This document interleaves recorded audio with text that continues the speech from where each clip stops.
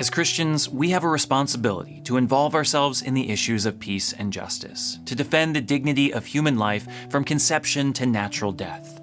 When the human family is suffering, when injustice reigns in the land, we can't stand by idly and do nothing. Our faith calls us to action. Our faith calls us to action. When we involve ourselves with the issues of the world, our focus isn't in the politics itself, or the economics itself, or the powers of the world itself. It is first and foremost our faith that guides us. We decry the suffering of the poor, not because we want to control the economy, but because the prophets taught us that this matters to God. When we protest against racism or war, we do so not to gain power over others in our world, but because Jesus told us that we are to act with peace in our world. When we stand up against abortion, we do this not for political leverage, but because God taught us from the very beginning that all human life was created in His image and likeness. The issue itself, whatever it may be, is never the end, is never the utmost priority of life. Rather, it is our faith, our desire to live as disciples of Christ, sons and daughters of God, that remains at the center, ultimately leading us to action. There is nothing more important than being a disciple.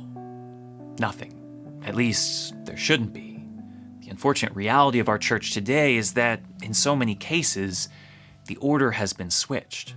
Rather than faith informing an issue, rather than our desire to live in the reign of God leading us to action, all too often, I see people focused on the issue, driven by a particular stance, and using faith as justification. For so many, faith becomes the means rather than the end. On the left, I have met more than a few people who have made it their life's work fighting for justice in the areas of immigration, the environment, or race relations, and that's great.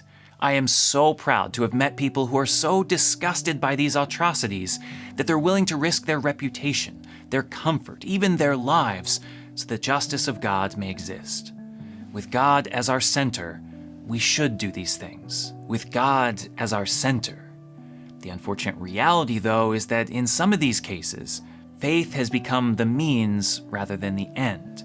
I have met more than a few people working for justice in these fields that, I do believe, care more about immigration than the church, care more about preserving the environment than their enemies, care more about justice in this time, in this place, than they do in trusting God's eternal justice. How do I know this, you ask? I know this because when push comes to shove, when they're forced to choose between the tenets of discipleship and the possibility of furthering their cause, I see them choosing the latter. I see them siding with politicians that don't share all of our values, using unchristian tactics to attack our enemies, acting in very unchristian ways for short-term success without much consideration of the wider view of the kingdom. Their passion for the issue leads them to ignore Jesus' insistence that we love our enemies, that we act humbly, that we are meek and peaceful. When push comes to shove, it's clear that their God is not Jesus, it is the issue. Jesus is just a convenient justification for their stance. Of course, this problem does not exist only on the left, but resounds like a siren on the right with the issue of abortion.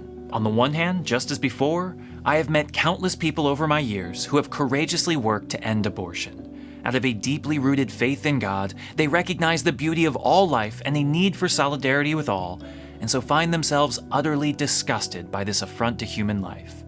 Rather than just complain, they have made it their unrelenting duty to pray for change, organize events, raise awareness, and prevent its need.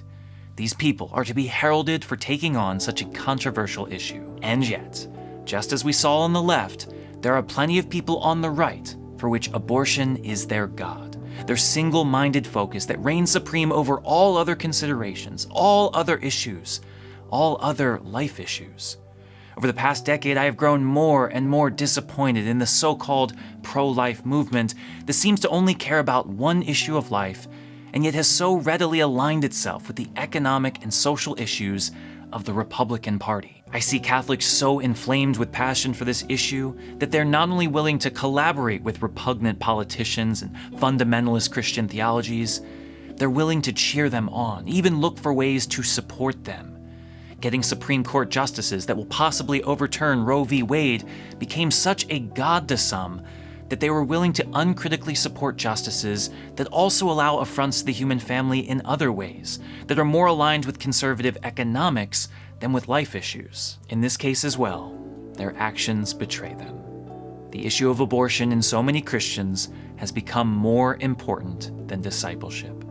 When push comes to shove, there are more than a few people who have done extremely un-Christ-like things in order to gain ground on this issue, which should absolutely leave us with something to ponder. If gaining ground on an issue requires you to do something that Christ wouldn't do, if it requires you to violate the 10 Commandments, ignore the Beatitudes, turn from God, even for a second, and you do it anyway, it might be time to reevaluate your priorities. No issue, not the environment, not racism, not poverty, not even abortion, can be at the center of who we are. When I say that abortion is not that important, I'm not saying that it doesn't matter or that it can be ignored. As Christians, we should devote every resource we have to removing this horrible blight from our world. No, when I say that abortion is not that important, what I mean is that it's not worth losing our place in the kingdom over. It's not worth sacrificing our lives as disciples for. It is not so important that we should seek to remove it at all costs, doing anything at all necessary.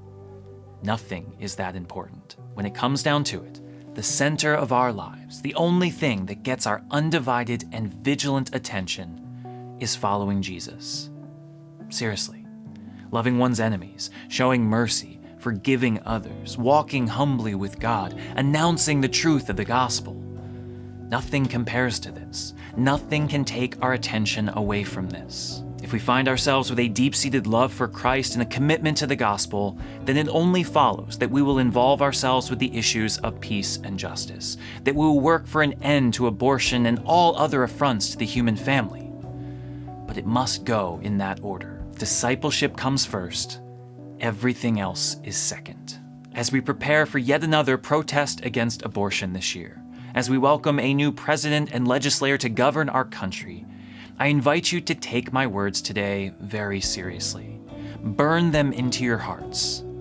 No issue is more important than discipleship. If you want to engage in any of these social issues, if you want to challenge our leaders to do something about it, and you should, do so as witnesses of Christ. Before you go marching, read the Beatitudes. Before you write your congressperson, do an examination of conscience. Before you criticize the president, pray for him. Jesus tells us that if our right hand causes us to sin, we must cut it off. What good is it to have both hands if we're locked out of heaven? I think that we could ask the same question of some of our movements. If they cause you to sin, no matter what good you may perceive them to do, you must cut them off. What good is it to say that you helped the cause to end abortion in the world if you had to sell your soul to do it? Make discipleship your aim, and everything else will work itself out.